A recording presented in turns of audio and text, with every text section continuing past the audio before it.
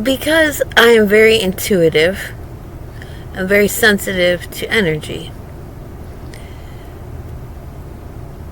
And because I usually live off grid, away from dense populations, because that's my preference, I am not submerged in technology, such as people who live in towns, in cities, with cell phone towers, covering, blanketing every inch and fiber of their being.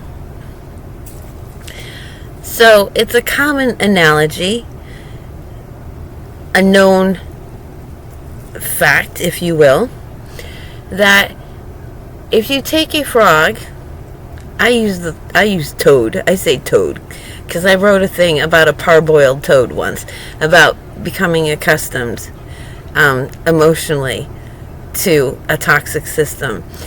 So apparently, you can't throw a frog into a pot of boiling water. It will jump out. This is too hot. Psh, it's out.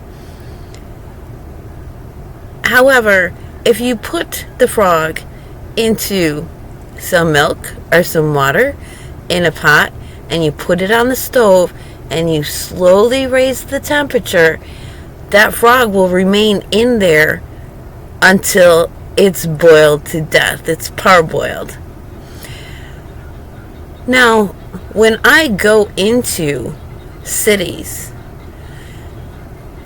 it feels immediately, the closer I go, it feels like there is a giant machine of grinding gears under the surface of the earth that is going to blow up. It's like at critical level right under our feet. And then I go into a building. So financially, I have to enter a financial institution. There are the cameras. There's the AI throughout the building, communications, and things like that. And immediately, it's like a pressure front coming in, and it's squeezing, and my eyes start to get, it's hard for me to see, and my heart feels squeezed, like it can't beat. And yet, the people around me, this is every day. And they're wondering why they're dying of cancer, why they're on all sorts of medications. They have weird health symptoms, and they're diagnosed with this or that and something new, medication after medication, nothing successful. They're always miserable, but they're always kept just where they can get out of bed and go to work each day because they are trapped in debt. And if they don't make that paycheck, they can't pay off their debt. They lose their home. They lose their vehicle.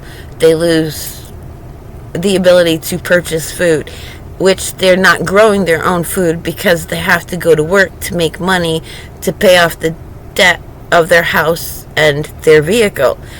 And so people are trapped. They've allowed themselves to get trapped. And they're being parboiled. They're being boiled to death, and they don't realize it. And those who do are too afraid to put it all down and walk out.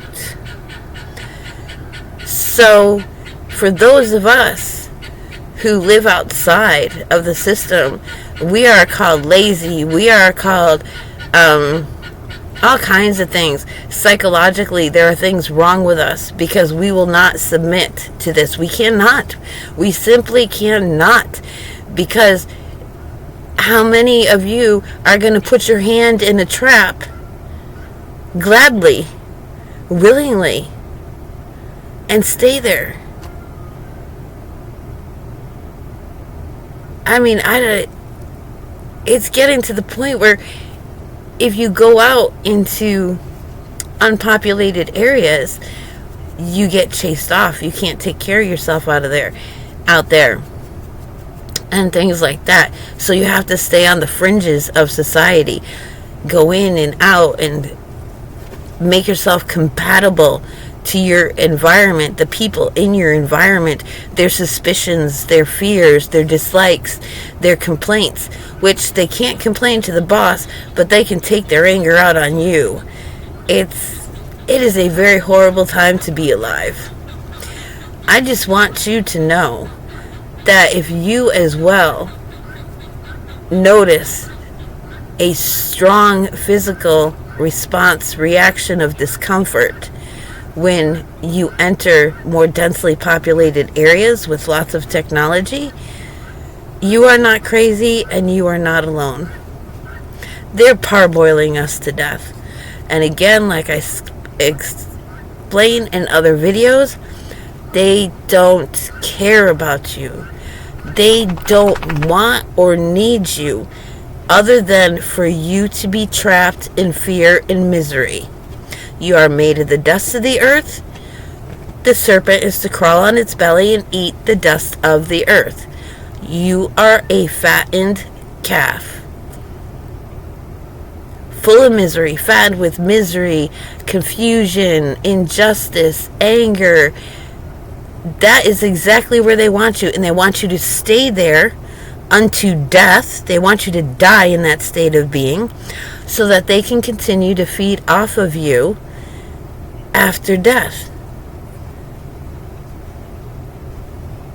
The only way to stop it, the only way to change what you are giving energy to, is to turn to your Creator. It's the only way. The only way. And you can't do it just to save your butt. You have to learn to do it because it's right and because you really enjoy the relationship. So you've got a lot more work to do than a prayer in a foxhole. Okay? There's an old saying. There are no atheists in a foxhole. Everybody's saying a prayer when the bombs are falling around them. Did somebody beating on me, treating me like crap, gonna reach out their hand last second just because they don't want to die? After their death, they're just gonna go back to doing what they were before. They don't really want to love me. And it's the same way. You don't really want to love your Creator. You think, you believe, because you aren't taught what love is.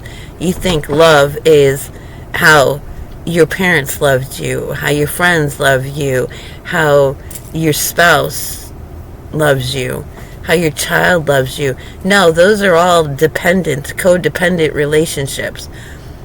With our Creator, we're the only ones dependent. Our Creator's not dependent on us. Therefore, we have true justice, pure perspective, perfect clarity, everything like that coming from our Creator, because our Creator doesn't need. We need. Okay? He sustained the earth this far so that His righteous ones could be born and come to know Him.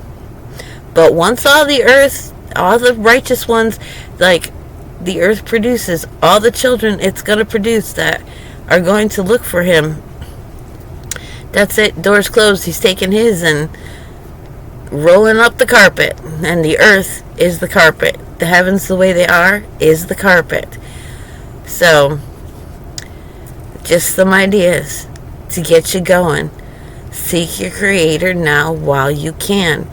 Because all that AI, all that technology that's parboiling you, that's slowly cooking you to death, is going to take over your mind. And you're not going to be able to have your own thoughts, your own willpower to turn to the Creator. Your opportunity will be gone. So do it now. Do a parasite cleanse. Get away from the cities. And stay away as much as possible.